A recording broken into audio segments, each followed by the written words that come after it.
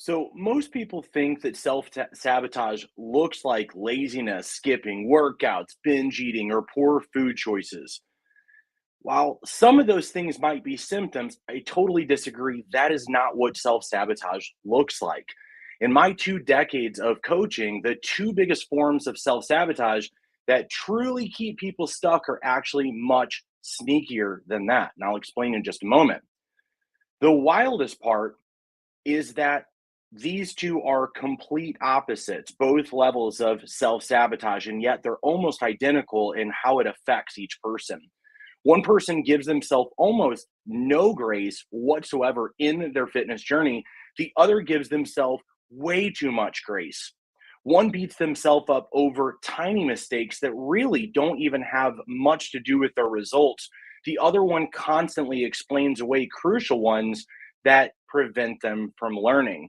And if either one of these sounds like you, there's a very good chance that it's one of the biggest reasons that you're still stuck. And by stuck, I mean you're able to lose weight, but you cannot seem to keep that weight off long term.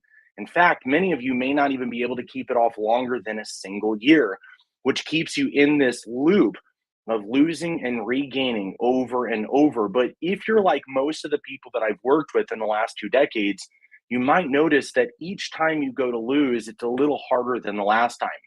So today I'm going to show you both camps of self sabotage. More importantly, though, I'm going to show you why the solution is for both of them to simply switch places. And then you end up getting such amazing results, not just results that last temporarily, but results that actually keep the weight off and help you to live a life of fitness and stewardship of the one body that the Lord has given you. So, we're going to go ahead and jump right into what these levels of self sabotage are, what to do about them, and why they're affecting you as well. So, now when I say self sabotage, though, I do want to make sure that you know that I'm not talking about someone who never puts the effort in to begin with. This is not the person who just doesn't get off the couch. This is not the person who just can't put the fork down or who can't even track their food. This is for the person who genuinely wants results and they're working hard to get them. They want to get healthy, they want to lose weight, they want to keep it off, but they keep finding themselves, unfortunately, regaining what they've lost and starting over each year, or sometimes more than once in the same year.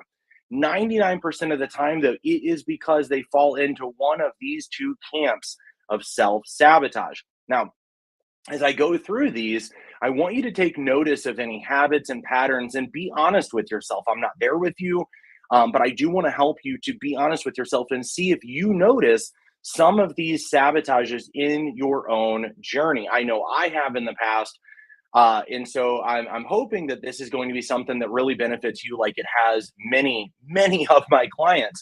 See, the thing is that a lot of my clients come into the program and they're expecting to just simply get focused on nutrition and workouts. And what they really learn is that we really talk about habits, mindset, stewardship, the stories that they tell themselves, because these are the things that take you off of the path of keeping to your nutrition, sticking with workouts, being active enough.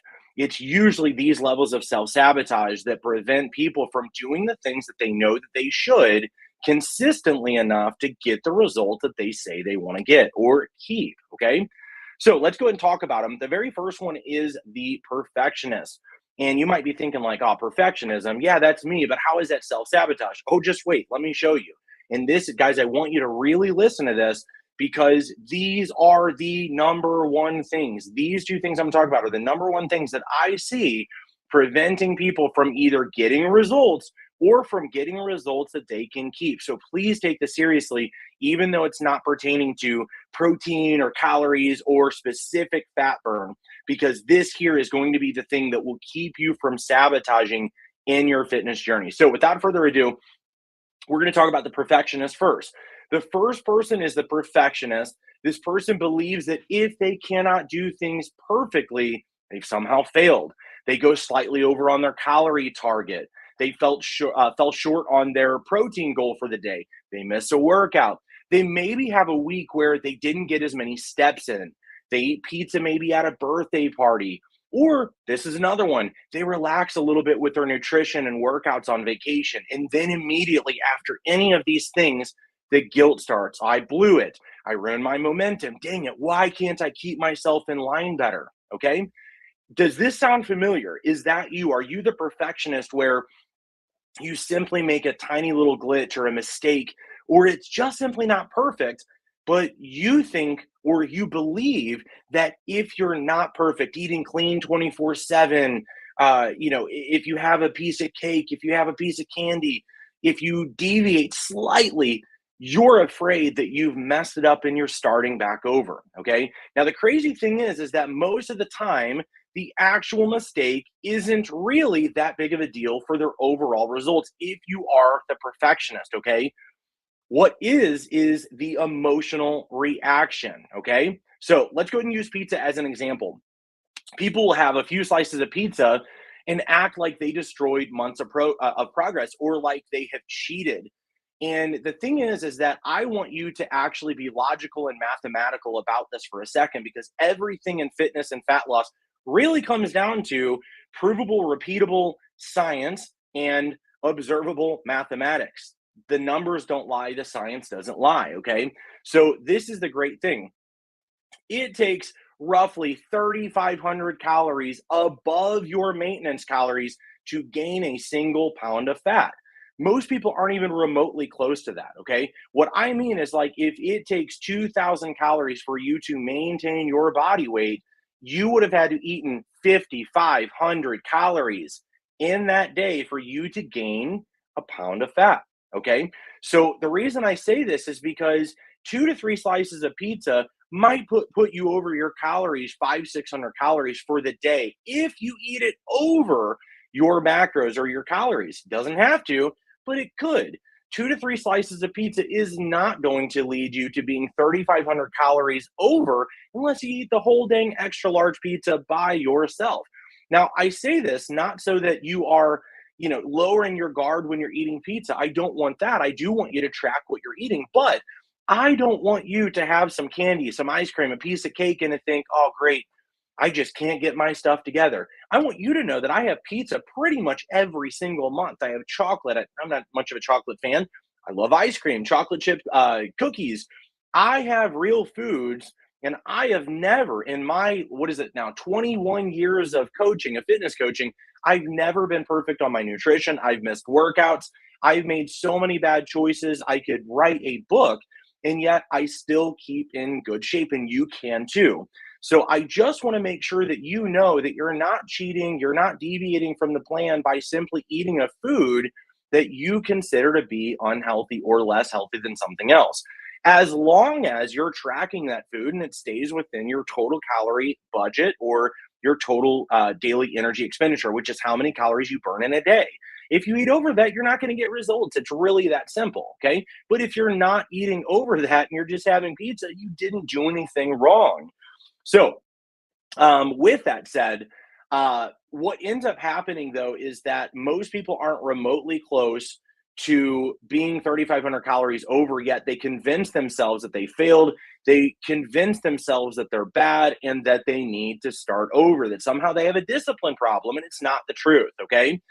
Then, because they think they failed and that they deviated and they're bad and all this, now the self sabotage goes into full effect. So they think, well, I already messed up. So they stop tracking. They stop paying attention. They keep eating off plan, and they beat themselves up for days because they figured, well, I blew it and may as well kind of enjoy the ride. Or they sulk and they feel like they've blown it. So they eat their feelings. And I've been there. Believe me, I've been there.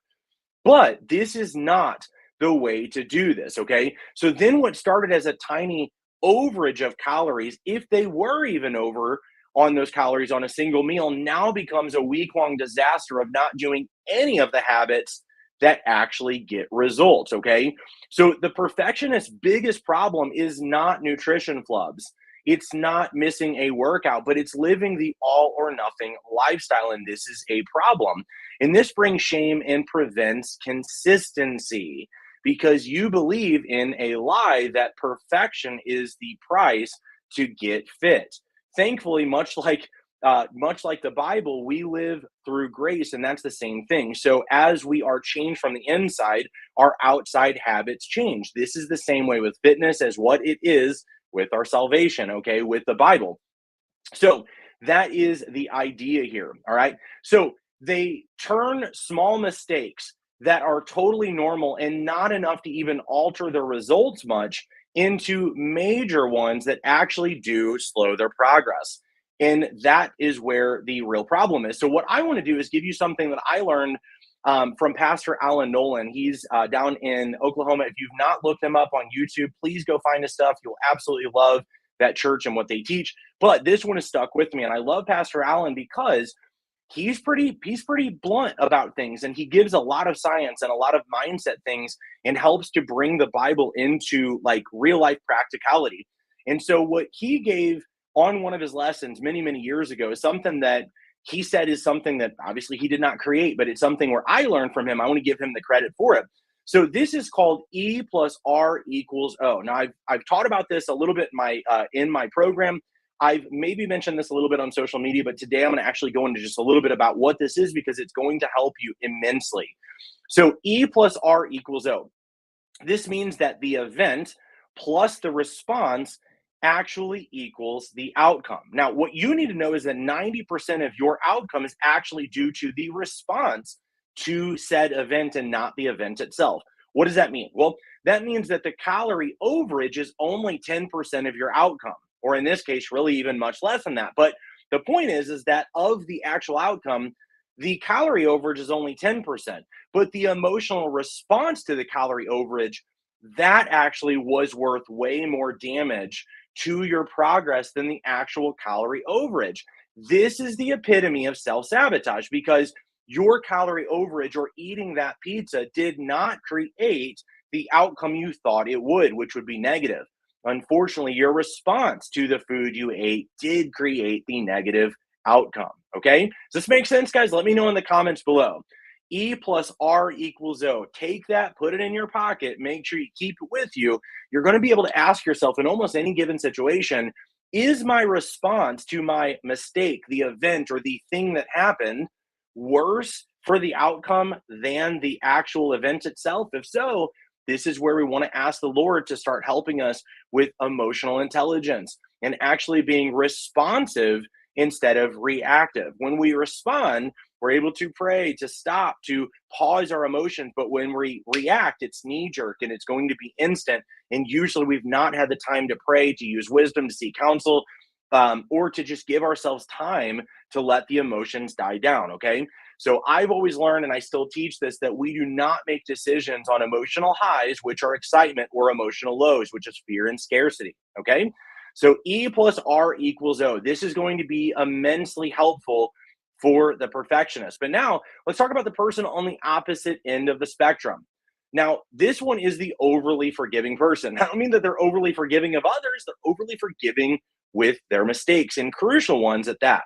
This person gives themselves grace in places where accountability and course correction is actually needed. Now, again, much like anything in this world, it's going to be, if these principles are truly universal, then they're going to apply in multiple facets. Okay. Meaning that what I'm teaching here pertaining to this being overly forgiven of oneself when we need accountability and course correction, that could apply in many different areas, not just fitness. Okay. So this person, again, they may not hit their nutrition targets all week. They're like, well, I didn't hit my targets, but I'm actually proud of myself because I didn't eat the extra large bucket of ice cream that I would have gotten last year. So this is progress. I'm improving. They may miss 2 or 3 of their workouts for that week.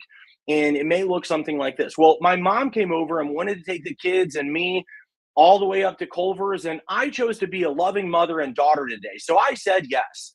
I'm not going to feel bad about enjoying time with my kids and my mom.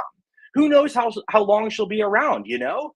So this here, they order takeout all week, and then they might say, I deserve it after the week that I've had. Plus, it's still less than I used to eat when I went out. Are you seeing the patterns here?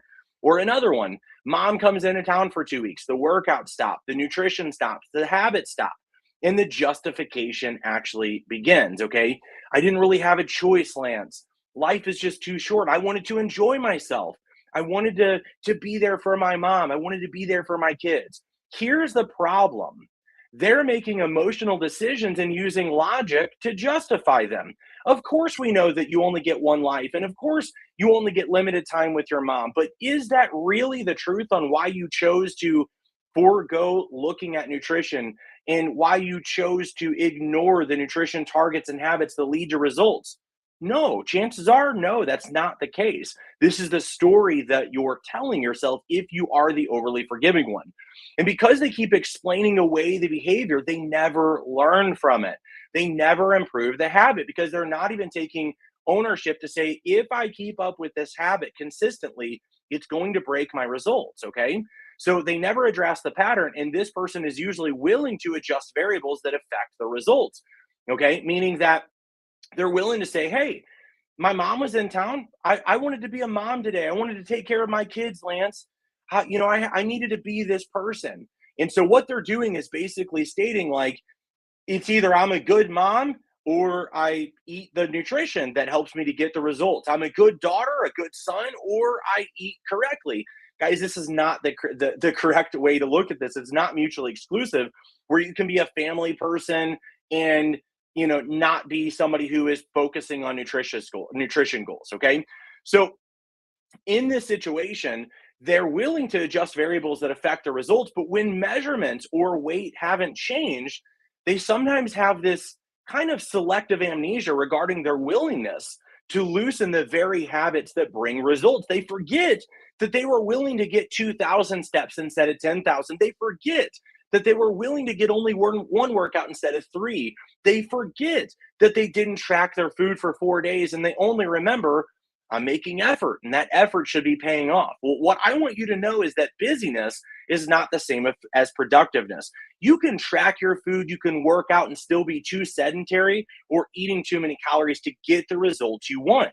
So, this is where you want to take inventory of the habits that you are participating in that actually prevent the results from coming. Okay. And in this case, it is not visiting with your mom, your kids, your whomever is visiting. It's the unwillingness to say, yeah, I'd love to go out with you, mom, or yeah, I'd love to go out with you, sister, or whomever is coming into town. But can we go to this restaurant so that I can choose foods that are going to be a little higher in protein and a little less in saturated fats and a little less in sugars and so on and so forth? Such an easy little switch, guys. I teach all of my clients how to go to restaurants and to still stay within their macro budget, their calorie budget, the whole 9 yards. So you don't have to avoid foods or avoid certain places to enjoy life with your loved ones and friends in order to be healthy. You just need to be a little bit more selective and make sure that you're not letting yourself off the hook on key areas that are going to lead to your disappointment for results. Okay. Just making sense. I know I'm being a little intense here, but I do want to make sure you guys get this because these are the very things that people are like, oh, I didn't realize that like doing these little habits is really the root of my inability to stay consistent. Okay. So as I mentioned, because they keep explaining away their behavior, they never learn from it. They never improve the habit. So they keep this habit going. They never address the pattern. And this result is usually, again, causing somebody to adjust or alter variables that affect the results. All right. So the same thing keeps happening over and over. This is why some people stay stuck for years, even though they're putting in effort. They're going to the gym, they're working out, they're tracking their food, but they are making emotional decisions that keep them from being consistent. All right. So, not because they don't know what to do, but because they keep giving themselves permission not to do it consistently enough, at least, to get healthy and to stay there.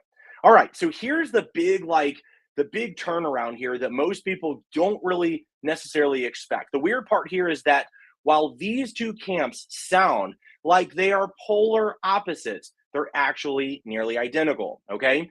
Both camps are making emotional decisions without realizing it, and that is keeping them stuck. The perfectionist uses shame. The overly forgiving person uses justification, but both are allowing emotions to drive the bus of their fitness journey, and that's not what we want. Neither is responding with the kind of wisdom that it takes to get healthy and to stay healthy. Neither is looking at the situation objectively enough.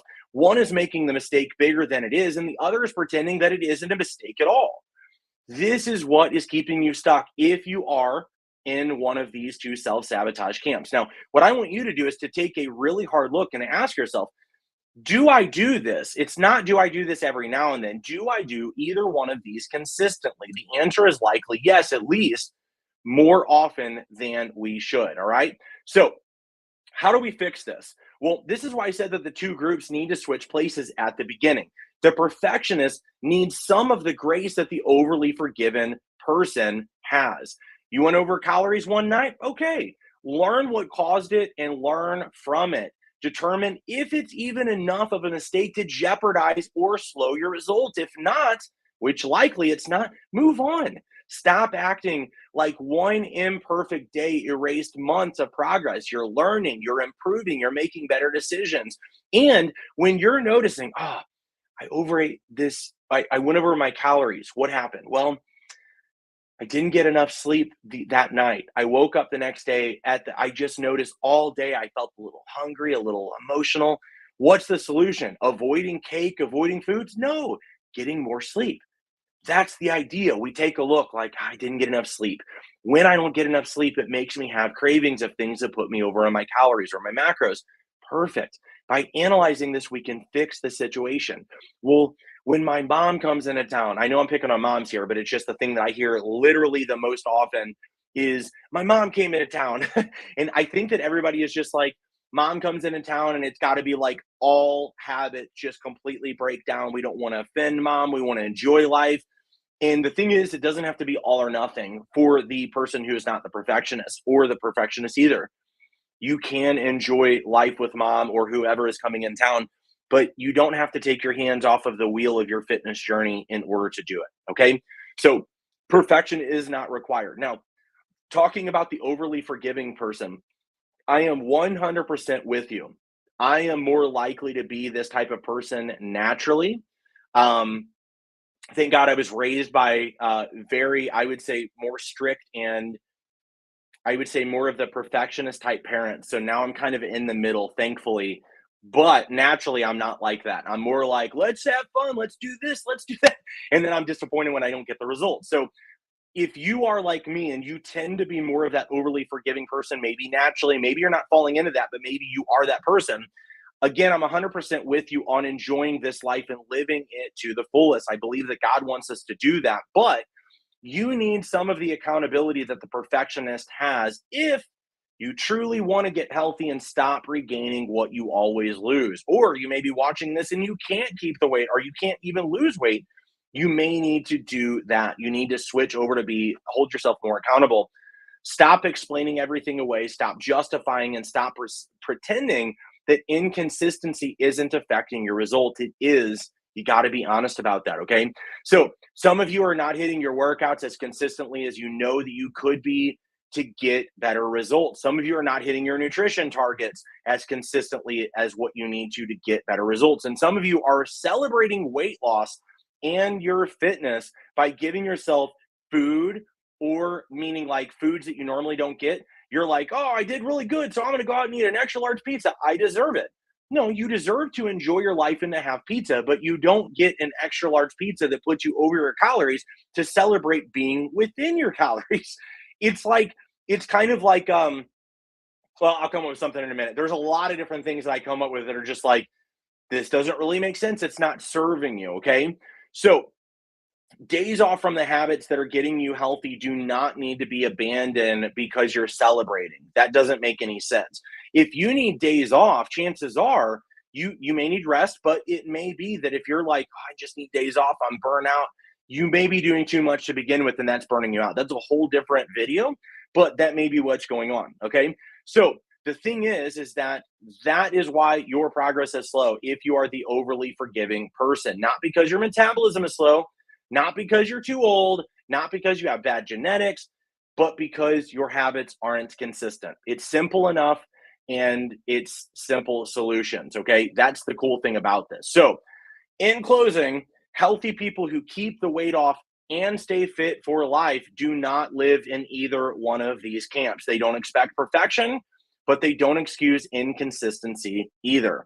They give themselves grace when grace is needed and accountability when accountability is needed. That is the balance. And those, again, those of us who are living out loud, living out loud the word of God, living out loud the Bible, this is again straight in alignment with what the Bible teaches. That again, we're going to have this balance of doing the right things, but having grace when we mess up. And that's kind of the key. Okay. So that's one of the biggest differences between people who lose weight and regain it and people who get healthy and stay healthy. Okay. I really hope that this has helped you guys. I hope that this really blesses you. I promise if you will apply this, it will change your life and your fitness forever. Okay. If you'd like help implementing any of the things that we talk about on this channel, go ahead and check out the links below. I think you'll absolutely love checking out the 21-day Fat Loss Kickstart. Thank you guys so much for watching. Be sure to hit the like and subscribe button and share with a friend. Thank you guys. We'll see you.